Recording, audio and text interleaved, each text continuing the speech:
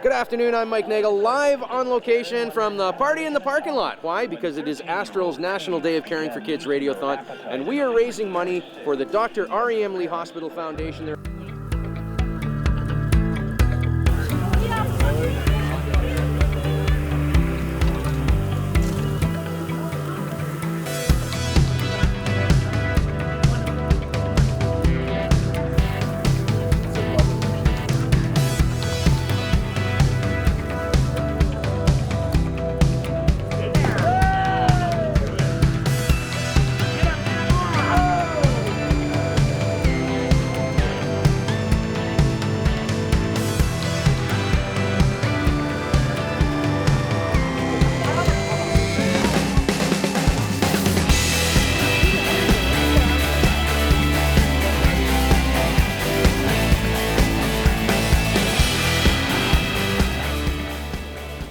Today is Astral Media's National Day of Caring for Kids, and in support of that, they raise all these funds and they transfer the funds to the Dr. R.E.M. Lee Hospital Foundation.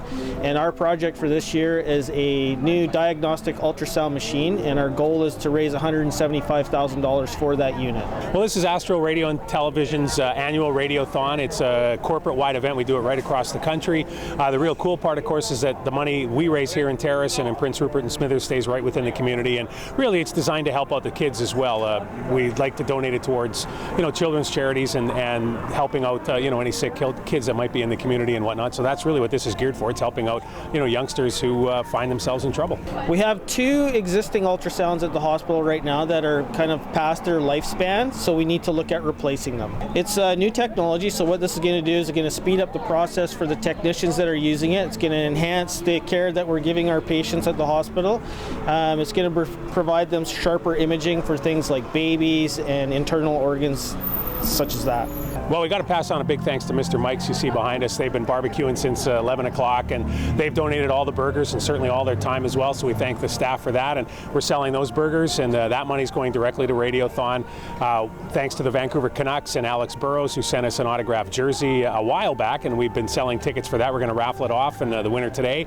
And we've also even had a putting contest going, and again, Mr. Mike's has come forward big time by offering us dinner for 2 and a $100 gift certificate for anyone who can sink a putt. So we've got a lot of different ways for people to help donate to the cause, and as a result we're seeing some pretty nice money raised here today.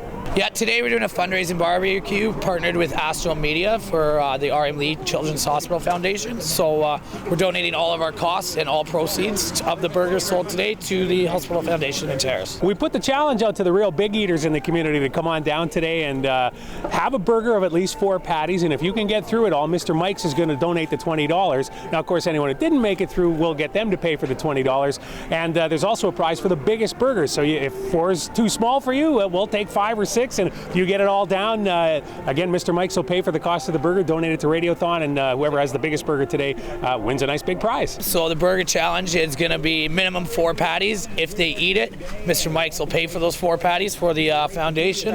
The bigger the better. We'll have some random prizes for the biggest burger.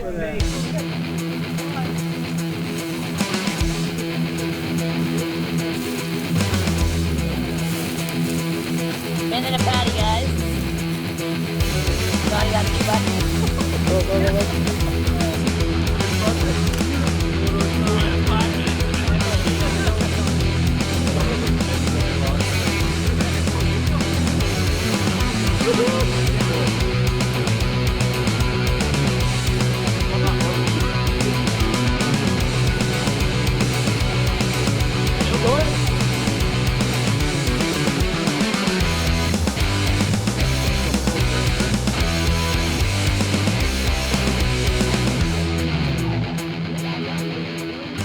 Good countdown. Good countdown. Well, I didn't plan enough. I needed to strategize better, because what ended up happening, what really delayed me was there was the patties were hot and the buns were cold. So the interaction caused a chemical reaction with my fillings that caused me to chew slower.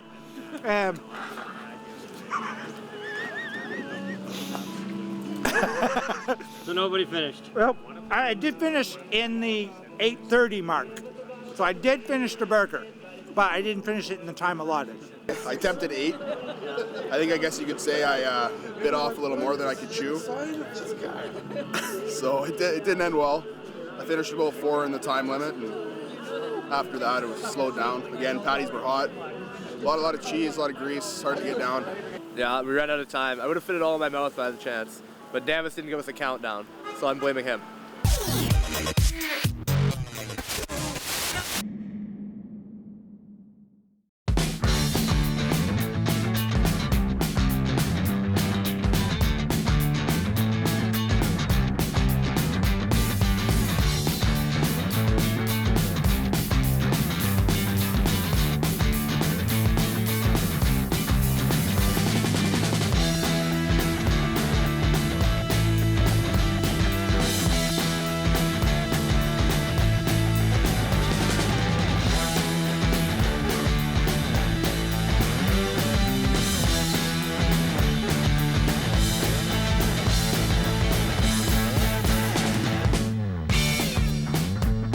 Well, the skateboarding scene is picking up. Kids are longboarding more. We're getting a lot more requests and selling a lot more longboards than we have in the past. You know, it's an eco-friendly way of transportation, and we're seeing a lot more people wanting to longboard. And some kids are going from longboarding into the trick skateboarding because it's something that, you know, they get bored of longboarding, so they move on to trick skating. I don't know, there's a couple of guys in town who are really pretty hardcore about it. Definitely out there skating every day and learning new tricks, and there's a lot of potential for pros in the future, I think, for sure.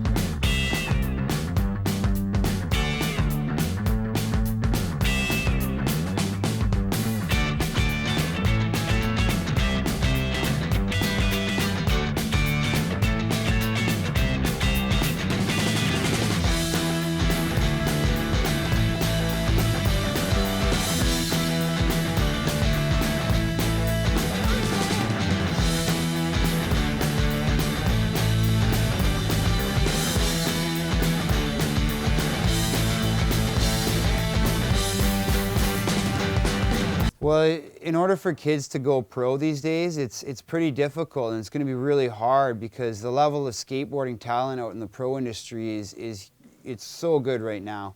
You've got the Ryan Schecklers and Nigel Houston, you know, and the Tory Pudwells. You know, to go pro these days, you've got to be really, really good. So the kids have to push themselves hard and document their skateboarding through videos and photography, and push themselves real hard to get really good and get those tricks. Skateboarding is more of an individual sport, and it tends to attract kids that don't fit in well with team sports. You know, sometimes they could be outcasts, sometimes they could be a little bit more of an individual. But if a kid gets a skateboard and goes to the skate park, he's got something in common with those other kids hanging out at the skate park, and they make friends just by hanging out and doing tricks and competing against each other and playing games of skate. So it's really a bonding experience for the kids that have skateboards. People that tend to travel from community to community and don't really grow up in one community their whole lives, they can bring their skateboard to the local skate park and make friends. We have all age groups. You know, I'm 25 and I've been doing it my whole life. There's guys my age who leave town and they go skate all over the place. You know, they're winning comps. They're little Rupert boys. So there's all kinds of talent. The scene's great.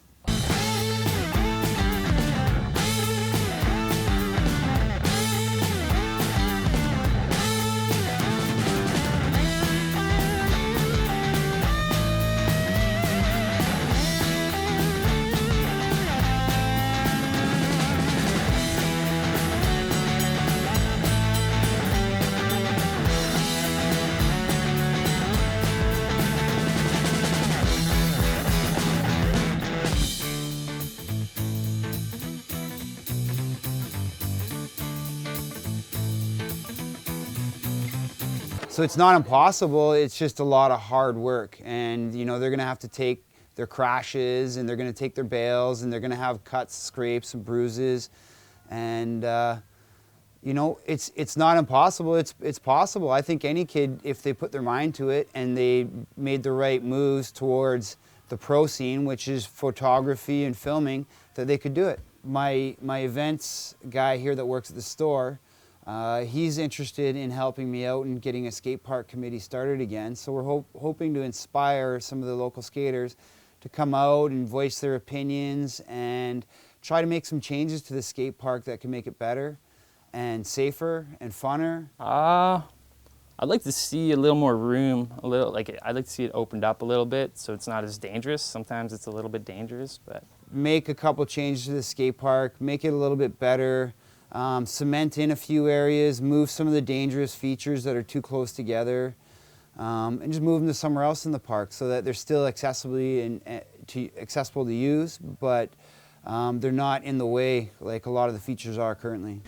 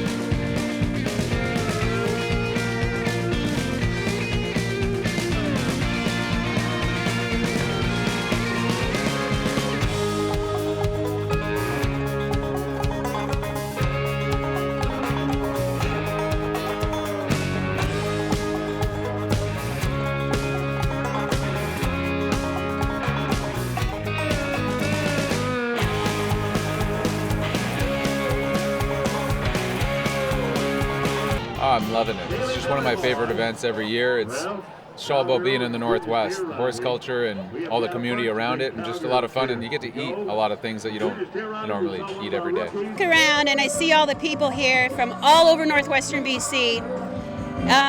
To me, it's our heritage. It's a Western tradition. It's a way of life. We've grown up with, ranches all throughout British Columbia, and it's one of the only sports that I know that it's a family sport. My personal favorite is the bareback riding, but bull riding is always exciting, and it's the danger aspect of that makes it exciting. The most favorite is saddleback riding. Rodeo started with the original was the two cowboys would bet if they could ride this horse, you see, and now it's the classy. It's the classy. You got your chaps and your bronc saddle, and it's all in timing, you got to be in time with the horse. Here in the middle of nowhere, and there's so many people, and it's great, to see all the people here and having a good time, and yeah, it's real cool that way. I like it a lot.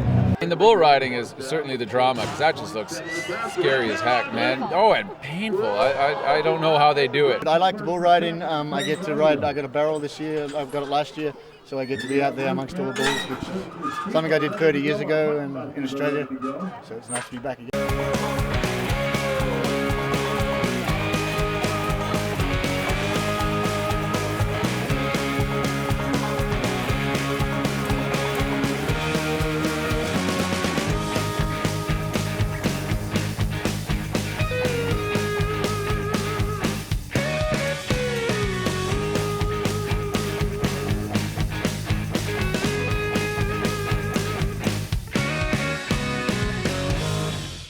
Well, like every year, it's always been a pandemonium. The week leading up to it, everybody's running around all crazy, but now we're right in it, so we're just sort of walking briskly. This might be my 10th time, somewhere around there. I come just about every year. I think I've missed one or two, but I love it. I really do. It's just all the pride and the families and little kids getting into it too. It's just a lot of fun. We have people coming from all over the world who come every year for our rodeo. There are people from Australia, from Germany, from Switzerland, one from Guyana who comes every single year just for the Kispiox Valley Rodeo. They couldn't fit many more folks into the Kispiox Valley event, so I think the organizers are pretty happy, and it's just really good people come out to this, real community-minded, and everyone feels real safe. It's a great event for families. It's become way more professional. It used to be an old set of wooden yards before. It's all new trails, and it's really uplifted. It's a great event. It's always been family. It's always been lots of camping. That hasn't changed.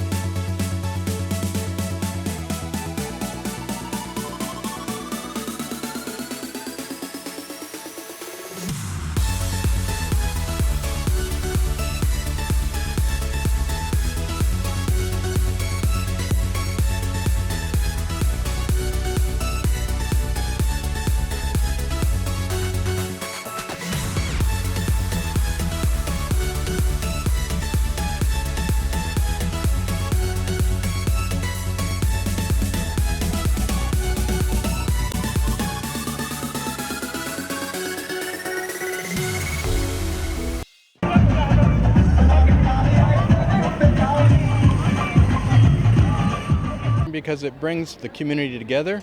We have a variety of events which happen over the 3 days of Seafest that only happen at that time of year. And many people, whether they're living in the region, whether they're as far away as Prince George, whether they're out of southeast Alaska, over on Haida Gwaii also, they come to Prince Rupert and enjoy those events. It's also a major fundraiser for the various community clubs and ethnic groups in the community. And as you wander around the streets today, and tomorrow, you can find a diversity of ethnic foods. You can get the usual community fare with regards to hot dogs. But here today, the Filipino community and others, the East Indian community, and the Aboriginal community will all have their special foods. You could have samosas, you could have pork, a marinated pork on a stick. You can go over and see the Aboriginal booth and get some fried bread. So it's a real opportunity for local content, and people certainly enjoy it. Tomorrow, a lot of the focus will be on Prince Rupert waterfront and the marine-related activities. There'll be demonstrations, there'll be boat races, so it's just a lot of fun. And we are down at the waterfront with various events happening down there, the Quick and the Daring and the Swim for Survival, and we're going to be tossing fish, freezer burnt old fish, thawed out. And we have a lot of events, a sail past on the Sunday, and we have one of our Navy ships in town. They've been having an open house. People like to get out to visit. A lot of Seafest is visiting, communicating, and to see the children participating together, and it's family time.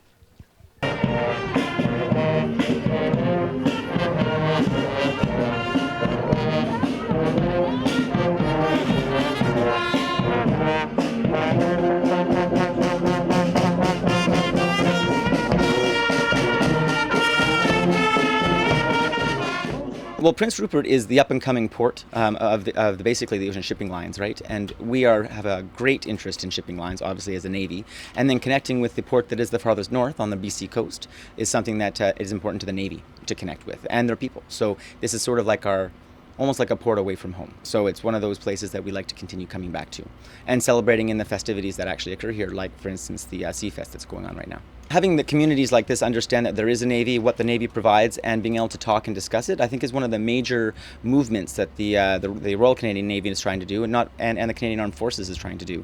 Connecting with their own people and having pride in who we are and what we can do and what we provide the civilian public. And how we can provide that. So that connection is key. This is one of the ports that we like to do that in, and we have a great relationship with the city. So it's one of the places we like to come. The commanding officer, for me, taking this position is the ultimate experience in the Navy. So to actually have your own ship, to be able to do that, it's what we work towards, as naval officers do. It's the pride and the experiences that you get with the crew that you work with. It's kind of, I can't even explain it. So it's not actually, I don't think I could explain it in words. So it's one of those experiences that I'll never forget for the rest of my life. Whether it's raining or whether it's sun shining, they come out for it. They enjoy the diversity. Prince Rupert is quite a cosmopolitan community, and part of that is the people coming in from the surrounding communities. We've always had a diverse population here, and so people really enjoy that. And of course, very soon will be the start of our cruise ship season. We have 9 cruise ships visiting this year, and the community really comes out for those sorts of things also. We have groups in the community that come out solely to support the cruise ship industry, whether it's a bunch of our senior citizens who act as community ambassadors, whether it's some of the community service clubs who also come out with food booths and other activities. I'm proud for Prince Rupert to be able to do this, to pull in all the villages, to communicate, participate together. This year we have representation from Prince George, Terrace, Smithers, and it's really nice to be able to bring the whole Northwest together.